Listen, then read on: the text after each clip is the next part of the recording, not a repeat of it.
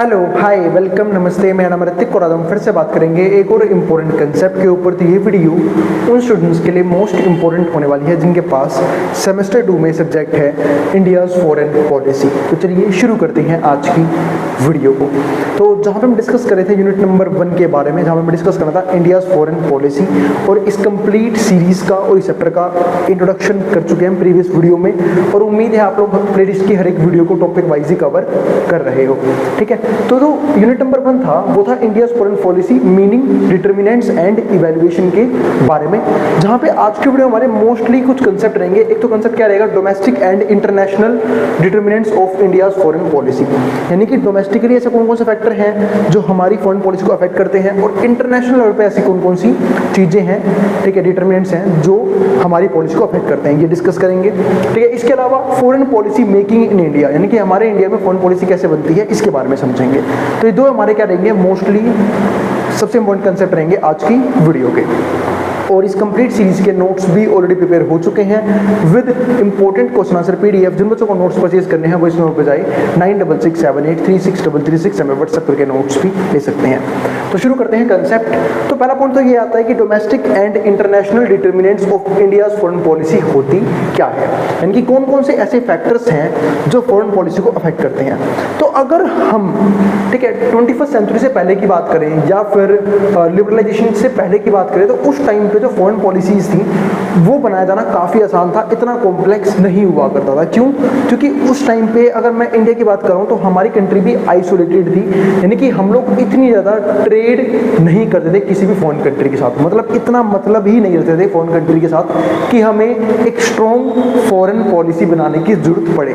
लेकिन जैसे ही 1991 आया, जब एलपीजी पॉलिसी आई, जहाँ पे हम लिबरलाइजेशन, प्राइवेटाइजेशन, ग्लोबलाइजेशन की बात करते हैं, तो उस टाइम के बाद बहुत ज़रूरी हुआ कि हम जो हैं वो प्रॉपर तरीके से अपनी पॉलिसीज़ बना के चलें।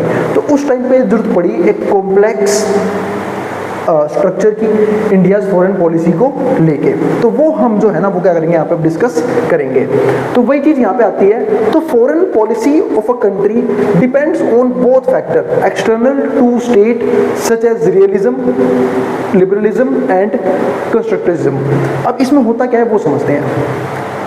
तो अगर मैं बात कर रहा हूँ कि हमारी जो कंट्री है वो डिपेंड कर रही है दोनों फैक्टर्स पे, एक्सटर्नल फैक्टर्स पे भी और इंटरनल फैक्टर्स पे भी। तो अगर मैं बात कर रहा हूँ पहले इंटरनल फैक्टर की, तो वहाँ पे क्या आता है स्टेट के फैक्टर में रियलिज्म, यानी कि हमें आइडियोलॉजीज पे नहीं रियलिटी पे काम करना पड़ेगा, यानी कि वो चीज़ें देखनी पड़ेंगी कि कौन कौन चीज़ें क्या है, रियलिस्टिक है, ठीक है, किस तरीके से हमें करना है, काम करना है। रियलिटी में हमारी इकोनॉमिक कंडीशंस कैसी हैं, सोशल कंडीशंस कैसी हैं, लोगों के रहने के लिए प्रॉपर तरीके से है या नहीं है, वो सब हम देखते हैं। ठीक है, उसको क्या बोलते हैं, रियलिज्म बोल के चलते हैं। इसके बाद क्या आता है, लिबरलिज्म। अगर मैं लिबरलिज्म की बात कर रहा हूँ तो यहाँ पे हम बात करते हैं कि जो भी इंडिविजुअल्स एक कंट्री के अंदर हैं, ठीक है, तो उनको प्रॉपर इक्वलिटी मिल रही है नहीं मिल रही, लिबर्टी मिल रही है नहीं मिल रही, उसकी बात हम करते हैं लिबरलिज्म के अंदर। यानी कि हमारा जो बेसिक कॉन्स्टिट्यूशन स्ट्रक्चर है वो लोगों को लिबर्टी प्रोवाइड करता है, हर एक चीज़ को लेकर लिबर्टी प्रोवाइड करता है, इसके अलावा इक्वलिटी प्रोवाइड करता है। और यही नहीं, हम जो मर्जी रिलीजन फॉलो कर सकते हैं, ठीक है, कि हमारी कंट्री कैसी है, सेकुलर कंट्री है, यानी कि धर्मनिरपेक्ष देश, यानी कि एक ऐसा देश जहाँ पे हम किसी भी रिलीजन, किसी भी धर्म को, किसी भी कास्ट को फॉलो कर सकते हैं। ठीक है, तो उसका बेनिफिट मिलता है। एंड इसके अलावा हमारे पास यहाँ पे क्या आता है, कंस्ट्रक्टिविज्म। अब ये क्या होता है हमारे पास कि हम जो हैं वो किस तरह की चीज़ें, नॉलेज जो है वो कंस्ट्रक्ट कर रहे हैं, यानी कि नॉलेज, एक्सपीरियंस, जो कल्चरल, जो अलग नॉर्म्स हैं हमारे, वो हम किस प्रकार से फॉलो कर रहे हैं और कैसे कैसे फॉलो कर रहे हैं, उसके बारे में हम बात करते हैं। यानी कि हमारा जो एक्सपीरियंस है और जो नॉलेज है हम वो किस तरीके से कंस्ट्रक्ट कर रहे हैं वो यहाँ पर देखा जाता है। ठीक है, तो ये पॉइंट आ गया। इसके अलावा डोमेस्टिक फैक्टर्स हैं, एनालाइजिंग फॉरेन पॉलिसी और factor influencing foreign policy making are multiple in numbers, यानी कि फॉरेन पॉलिसी को बनाते वक्त हमें जो भी फैक्टर, जो भी डिटर्मिनेंट्स एनालाइज करने हैं, या फिर वो फैक्टर्स जो इन्फ्लुएंस करते हैं पॉलिसी मेकिंग को, वो मल्टीपल है नंबर्स में, कि बहुत सारे हैं, कोई एक कॉमन फैक्टर नहीं है जिसके बारे में बात करने वाले हैं, दुनिया भर के फैक्टर्स हैं, ठीक है, जो अफेक्ट करते हैं इन चीज़ों को। ठीक है, तो these are defined as determinants of foreign policy. इसको मैं क्या बोलते हैं, डिटर्मिनेंट्स ऑफ फॉरेन पॉलिसी, यानी कि फैक्टर्स ऑफ फॉरेन पॉलिसी की कौन कौन कौन सी चीज़ें हैं जो अलग अलग लेवल पे फॉरेन पॉलिसी को अफेक्ट करती है। और जैसे मैंने वीडियो के स्टार्टिंग में बात भी की कि पहले के अकॉर्डिंग अब काफ़ी कॉम्प्लेक्स काम हो गया है फॉरेन पॉलिसी को डिज़ाइन करना, क्योंकि अब और भी बहुत सारे वेरिएबल्स आ गए हैं, और भी बहुत सारे फैक्टर्स आ गए हैं, डिटरमिनेंट्स आ गए हैं जो फॉरेन पॉलिसी को अफेक्ट करते हैं, इंटरनल लेवल पे भी और एक्सटर्नल लेवल पे भी।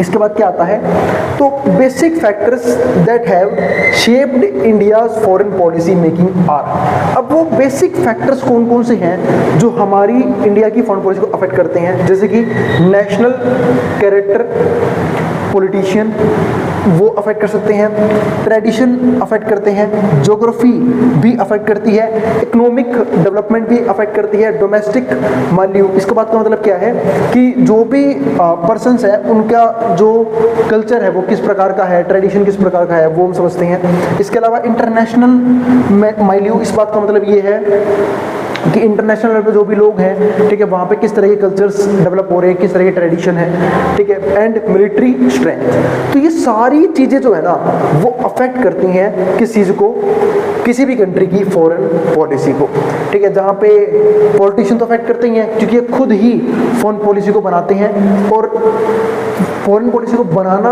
तो एक काम है, फॉलो करना ही बहुत ज़रूरी है। कई बार क्या होता है, फॉरेन पॉलिसी को प्रॉपर तरीके से फॉलो ना करने की वजह से हमारे जो रिलेशंस हैं वो ख़राब होते हैं कुछ कंट्रीज़ के साथ। जैसे फॉर एग्जांपल मान लेते हैं किसी एक कंट्री ने हमारा हमेशा सपोर्ट किया, ठीक है, और आज हम उसी के अगेंस्ट में जाके किसी दूसरी कंट्री का सपोर्ट कर रहे हैं, तो ऐसे में क्या होता है कि हमारे जो पॉलिटिकल रिलेशंस है ना कंट्रीज़ के साथ वो ख़राब होने के चांसेस पूरे होते हैं। यानी कि हमें जो है वो प्रॉपर तरीके से फॉरेन पॉलिसी बनानी भी होती है और उसे फॉलो भी करना क्या होता है बहुत ज़्यादा ज़रूरी होता है। जैसे आजकल जो हम बात कर रहे हैं तो हम काफ़ी बार जो है वो रशिया का सपोर्ट नहीं करते, या फिर कुछ चीज़ों में रशिया का सपोर्ट नहीं करते, यूएसए का सपोर्ट करते हैं, पर यूएसए ने तो हमारा कभी पास्ट में कभी इतना सपोर्ट किया ही नहीं, उल्टा एक्सप्लॉइट जरूर किया है, ठीक है। अगर मैं बात करूँ 1965 के वॉर के टाइम की, ठीक है, जिस टाइम पे इंडो पाक वॉर हुआ था, इंडो चाइना वॉर हुआ था, ठीक है, 1971 के वॉर की बात करूँ तो उस टाइम पे भी हमारा प्रॉपर साथ रशिया ने दिया था, ना कि यूएसए ने। तो अगर हम किसी ऐसी कंट्री का साथ दे रहे हैं जिन्होंने कभी हमें सपोर्ट किया ही नहीं, ठीक है, और यूं ही नहीं पीठ पे वार भी किया है, तो ऐसे केसेस में क्या होता है कि हमारे रिलेशंस उन कंट्रीज से खराब हो रहे हैं जो हमेशा हमारे साथ लॉयल रहे हैं, ठीक है। तो वो चीज़ भी होती है। तो पॉलिटिशियंस जो है ना वो मेन कैरेक्टर रोल प्ले करते हैं यहाँ पे फॉरेन पॉलिसी के अंदर। इसके अलावा हमारे देश में ट्रेडिशन क्या चल रहा है और इंटरनेशनल ट्रेडिशन कैसा है वो भी अफेक्ट करता है। ज्योग्राफी तो अफेक्ट करती है, हमारी ज्योग्राफी किस लेवल की है। जैसे हम जब इंडिया की बात करते हैं तो इंडिया की ज्योग्राफी काफ़ी स्ट्रॉन्ग है ना, क्योंकि हमारे वहाँ पे हर तरह के सीज़न, हर तरह का मौसम, ठीक है, और यही नहीं हर तरह की ज्योग्राफिकल एरियाज सब कुछ पाया जाता है, जिस चीज़ की वजह से इतनी डाइवर्स है हमारी कंट्री। तो हमारी ज्योग्राफी भी काफ़ी स्ट्रॉन्ग है। इकोनॉमिक डेवलपमेंट के ऊपर भी काम कर रहे हैं और लगातार डेवलप करने की कोशिश भी कर रहे हैं। इसके अलावा जो लोगों की सोशल लाइफ है, कल्चरल लाइफ है, या फिर ट्रेडिशंस हैं वो भी काफ़ी ज़्यादा हैं। यानी कि हर जगह, हर स्टेट में आपको अलग अलग ट्रेडिशन, अलग अलग कल्चर्स फॉलो होते हुए दिखाई दे जाएंगे, ठीक है, और जिसकी वजह से हमारी कंट्री ज़्यादा डाइवर्स मानी जाती है, ठीक है। तो उसको मैच करना ये भी काम किसका है, फॉरेन पॉलिसी का। अब इसके अलावा क्या है, मिलिट्री स्ट्रेंथ ये भी देखी जाती है कि हम कितना स्ट्रॉन्ग है, और मिलिट्री स्ट्रेंथ ये नहीं दिखाते कि हम कितना जल्दी अटैक कर सकते हैं, हम कितना अपने आप को बचा सकते हैं किसी भी फॉरेन अटैक से, ठीक है, वो यहाँ पे हमें देखने को मिलता है। ये दिखाता है मिलिट्री स्ट्रेंथ। यानी कि जब हम बोलते हैं ना कि हमें पावर गेन करनी है, तो पावर इसलिए गेन नहीं करनी होती कभी भी कि हमें सामने वाले को हमेशा दबाना ही है, नहीं, खुद को प्रोटेक्ट करने के लिए भी पावर गेन करना काफ़ी जरूरी होता है। तो वही चीज़ यहाँ पे है, ठीक है, कि मिलिट्री स्ट्रेंथ जो है हमारी इकोनॉमी किस लेवल पे है, ठीक है, ये भी अफेक्ट करती है। हम जब जानते हैं कि भाई जो कुछ कंट्रीज़ हैं बाइपोलर वर्ल्ड है, जैसे रशिया की बात करते हैं, यूएसए की बात करते हैं, ठीक है, तो ये सब जो हैं क्यों इतने अच्छे हैं, क्यों वर्ल्ड लेवल पे इनकी सुनी जाती है, क्योंकि भाई इनके पास रिसोर्सेज अच्छे लेवल पे अवेलेबल है, ठीक है। अब जिनके पास रिसोर्सेज अवेलेबल नहीं होंगे, ठीक है, जो लैक करेंगे, जो पुअर कंट्रीज होगी, उनकी कौन सुनेगा, ठीक है। तो इसलिए यहाँ पे क्या आती है, दिक्कत आती है। इसलिए हम बात करते हैं मिलिट्री स्ट्रेंथ की, या फिर किसी भी तरह से डेवलपमेंट की। टेक्नोलॉजिकल डेवलपमेंट हो सकती है, टेक्नोलॉजिकल एडवांसमेंट हो सकती है। आज हम चाइना की बात करते हैं, क्यों, क्योंकि वहाँ पे टेक्नोलॉजिकल डेवलपमेंट बहुत बड़े लेवल पे हो रही है, ठीक है। तो ये चीज़ें हैं। इसके बाद क्या आता है, foreign policy making in India, यानी कि फॉरेन पॉलिसी कैसे इंडिया में बनाई जाती है उसके बारे में, कुछ स्टेप्स के बारे में डिस्कस करते हैं। तो making of foreign policy occupies a significant place in foreign policy of a country, यानी कि अगर हम फॉरेन पॉलिसी को बनाने की बात कर रहे हैं तो काफ़ी इंपॉर्टेंट रोल है हमारी कंट्री में एक फॉरेन पॉलिसी के बनाए जाने का। In world of increasing competition, अब जैसे हम जानते हैं अब दुनिया कैसी है, इंक्रीजिंग कॉम्पिटिशन, कॉम्पिटिशन लगातार बढ़ रहा है। क्यों? क्योंकि जैसे पिछली वीडियो में बात भी की थी कि भाई अब बॉर्डर लेस वर्ल्ड है, यानी कि जहाँ पे बॉर्डर है तो बट नाम नाम के लिए है। ट्रेड डोमेस्टिक लेवल पे भी हो रहा है, इंटरनेशनल लेवल पे भी हो रहा है। कंपनीज एमएनसी लेवल पे परफॉर्म कर रही हैं, मल्टीनेशनल कंपनीज आ चुकी हैं जो एक साथ मल्टीपल देशों में क्या कर रही हैं, परफॉर्म कर रही हैं। ठीक है, टेक्नोलॉजीज भी यहाँ से वहाँ जा रही है, यानी कि हम कह सकते हैं कि कॉम्पिटिशन लगातार बढ़ रहा है। अब कॉम्पिटिशन सिर्फ डोमेस्टिक लेवल पे नहीं है, इंटरनेशनल लेवल पे है। कॉम्प्लेक्स इंटरडिपेंडेंस, ठीक है, और जो इंटरडिपेंडेंसी है ना वो भी काफ़ी क्या है, कॉम्प्लेक्स है। ठीक है, यानी किसी चीज़ को लेके हो सकता है हम किसी फॉरेन कंट्री पे डिपेंडेंट रहें, किसी चीज़ को लेके हो सकता है कि वो हम पे डिपेंडेंट रहें। तो इंटरडिपेंडेंसी भी क्या है, बहुत ज़्यादा क्या हो चुकी है, कॉम्प्लेक्स हो चुकी है। ह्यूज अनसर्टेनिटी, सर्टेनिटी बहुत ह्यूज है, यानी कि हमें पता ही नहीं है कि फ्यूचर में क्या हो जाएगा, किस लेवल पर चीज़ें क्या हो जाएंगी, बिगड़ जाएंगी। अब जैसे लगातार देखो आप, कभी हम सुनते हैं कि कहीं पर वॉर हो रहा है, कभी कहीं पर वॉर हो रहा है, यानी कि फ्यूचर की सिचुएशन या फिर जो करंट की सिचुएशन है, ठीक है, जिसको हम बोलते हैं जियोपॉलिटिकल सिचुएशन, वो ज़्यादा अच्छी नहीं है। और अगर जियोपॉलिटिकल सिचुएशन बिगड़ती है, वॉर वगैरह होती है, तो इकोनॉमिक प्रॉब्लम तो अपने आप ही आएगी, यानी कि पैसे की दिक्कत, रिसोर्सेज की प्रॉब्लम वो अपने आप ही क्या हो जाएंगी, आनी शुरू हो जाएंगी। वो दिखती भी हैं, यानी कि यूज अनसर्टेनिटी हमें देखने को मिल रही है। ग्रोइंग डिसऑर्डर, अब जो ग्रोथ हो भी रही है उसमें भी डिसऑर्डर है। कुछ कंट्रीज़ ने बहुत बड़े लेवल पे ग्रोथ अचीव कर लिया है, कुछ बहुत ज़्यादा पुअर होते जा रहे हैं, जहाँ पे रिसोर्सेज की बहुत ज़्यादा क्या है, कमी है, किल्लत है। एंड असिमेट्रीज इन ग्लोबल पावर, और इसके अलावा ग्लोबल पावर की कोई फिक्स नहीं है, क्योंकि पहले था बाइपोलैरिटी थी, ठीक है, अब तो मल्टीपोलैरिटी है, बहुत सारी पावर्स जो हैं वो उभर के आ रही है। Foreign policy making has become a complex and challenging task, तो ऐसे केसेस में जो फॉरेन पॉलिसी बनाना है ना वो अपने आप में क्या है, एक कॉम्प्लेक्स काम तो है ही, एक चैलेंजिंग टास्क भी है, ताकि हम इस तरीके से अपनी फॉरेन पॉलिसी को बनाएं कि हमारे रिलेशंस भी खराब ना हो, और दूसरा जो भी हमारा सेल्फ इंटरेस्ट है कि हमें इकोनॉमिकली डेवलप करना है, ग्रो करवानी है अपनी कंट्री को, तो वो भी हम अचीव कर पाएंगे। इसके अलावा क्या आता है, बेसिक डिटर्मिनेंट्स क्या हैं, तो basic determinants political and administrative institutions, domestic processes and personalities play a critical role in foreign policy making of India. तो ये सब जो है ना कुछ इंपॉर्टेंट फैक्टर्स हैं जो इंडिया में हेल्प करते हैं क्या चीज़ बनाने में, फॉरेन पॉलिसी को बनाने में। इसके बाद क्या आता है, one can not ignore India's role in shaping nature, काफ़ी इंपॉर्टेंट पॉइंट है ये कि हम जो है ना वो कभी भी ये इग्नोर नहीं कर सकते कि भारत ने किस लेवल पे चीज़ें की हैं, ठीक है, इकोनॉमी को बेहतर करने के लिए वर्ल्ड लेवल पे, सिर्फ इंडिया के लेवल पे नहीं, वर्ल्ड लेवल पे, यानी कि हमारे जो भी पास्ट इकोनॉमिस्ट रहे हैं उन्होंने भी बहुत सारा डाटा अच्छा, जैसे हम अर्थशास्त्र की बात करते हैं, वो जो बुक जो हम पढ़ते हैं वो आर्यभट्ट ने दी थी, जो कि क्या थे, इंडियन फिलोसोफर, ठीक है, जिन्होंने काफ़ी अच्छी बुक दी इकोनॉमिक्स के ऊपर। यानी कि हम ये नहीं बोल सकते कि हमने वर्ल्ड लेवल पे बहुत सी चीज़ें परफॉर्म की हैं। तो one can not ignore India's role in shaping nature of the economy. Security के लेवल पे हमने बहुत सी चीज़ें दी हैं, पॉलिटिक्स के लेवल पे, ट्रेड के लेवल पे, and creation of international organisation, और यही नहीं, एक बहुत इंपॉर्टेंट रोल प्ले किया है इंटरनेशनल ऑर्गेनाइजेशन को बनाने में, एंड इंटरनेशनल लॉज को बनाने में, एंड नॉर्म्स, यानी कि हमारा हर एस्पेक्ट में काफ़ी इंपॉर्टेंट रोल रहा है इंटरनेशनल लेवल पे भी, ठीक है, यानी कि दबदबा रहा है हमारा हमेशा से ही, ठीक है। और अब तो थोड़ा सा क्या हो गया है, और ज़्यादा हो गया है, क्योंकि हम इकोनॉमिकली भी अच्छा परफॉर्म कर रहे हैं। लेकिन हाँ, कुछ चीज़ें भी जो है ना वो हिली हुई हैं, ठीक है, जिसकी वजह से जो लोग हैं वो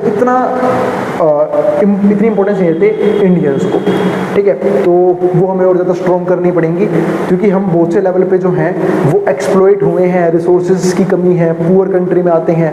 हाँ, अलग बात है कि डेवलपिंग नेशन है, ठीक है, लेकिन आज भी बहुत ज़्यादा क्या है, पिछड़े हुए हैं, जिस चीज़ की वजह से हो क्या रहा है, हमारे इंडियंस की वो रिस्पेक्ट नहीं है जो वर्ल्ड लेवल पे होनी चाहिए थी। तो वही चीज़ हमें यहाँ पे देखने को मिलती हैं। लेकिन हाँ, ये बात तो फैक्ट है कि हमने वर्ल्ड लेवल पे बहुत से सिनेरियोज़ में, चाहे वो पॉलिटिकल सिनेरियोज़ हों, इकोनॉमिकल हो, ट्रेडिंग हो, हर चीज़ में हमने मल्टीपल एस्पेक्ट पे काम किया हुआ है। जैसे हम बात करते हैं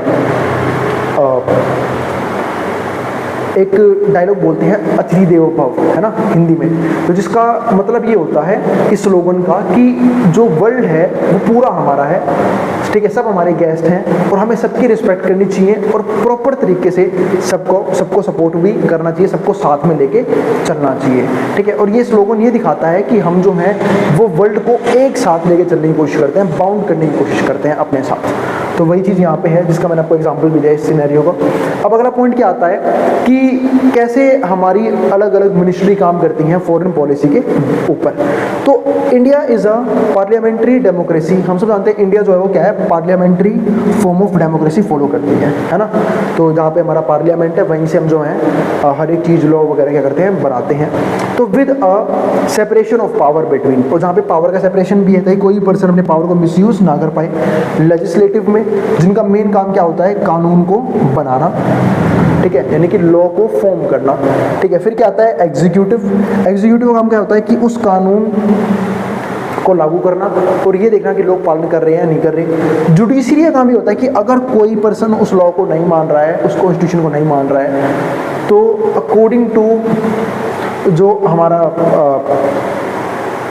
पिनल कोड है, ठीक है, या फिर जो भी हमारी दंड संहिता है उसके अकॉर्डिंग लोगों को क्या करना, सजा देना, ये भी क्या है काफ़ी इंपॉर्टेंट है। तो वो काम किसका है, जुडिशरी का होता है। तो ये तीनों क्या है, बहुत इम्पोर्टेंट स्ट्रक्चर है हमारे पूरे सिस्टम का, जहाँ पे हम लोग पावर का डिवीज़न करते हैं, ठीक है। तो ध्यान रखना।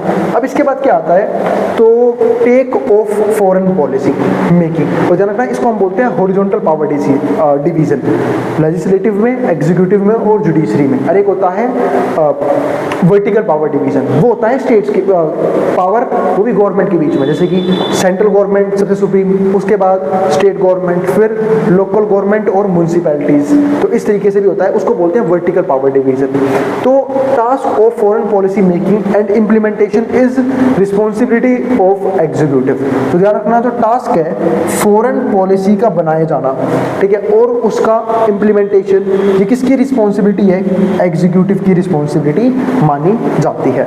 Therefore prime minister and the external affair, इसलिए जो प्राइम मिनिस्टर हैं यानी कि हमारे जो प्रधानमंत्री हैं और जो एक्सटर्नल अफेयर्स मिनिस्टर हैं, and ministry of home affairs, इसके अलावा ministry of defence and ministry of finance is responsible for making foreign policy.